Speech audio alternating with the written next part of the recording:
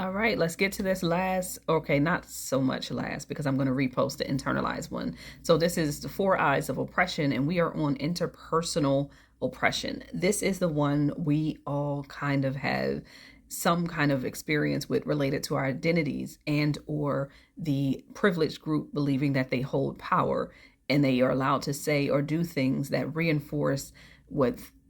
institutional and or ideology they've established within their beliefs around the non-privileged group. So let me make that plain. This is where the racist jokes, this is where the sexist jokes, this is where the stereotypes that you reinforce in your interpersonal relationships with other people who identify from those oppressed groups, and you are thinking it's okay and acceptable to do those things because you are a part of the privileged group itself. So for example, if you are a white person and you're making racist jokes, stereotypes,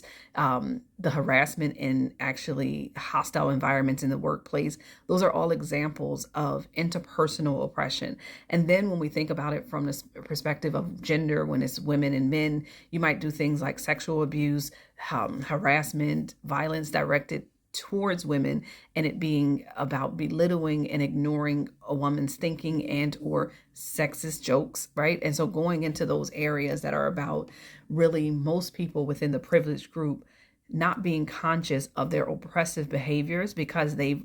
actually established a belief around the ideology, going back to the first one, that they believe that core belief, and now they are allowed to say or do anything and participate in harm and oppression towards that non-privileged group. And so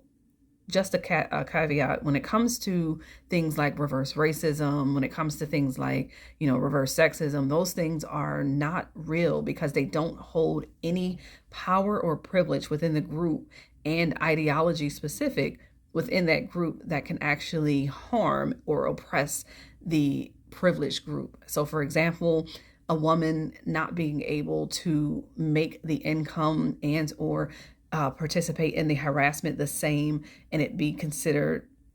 oppression is an example, right? That individual may have harmed you, but that doesn't mean that they are able to participate in a larger form of oppression. And so really taking out and understanding the languages around those four eyes of oppression can also help you to understand within the privileged group why it's not okay or acceptable to try to use these terminologies that can also be more harmful towards a group.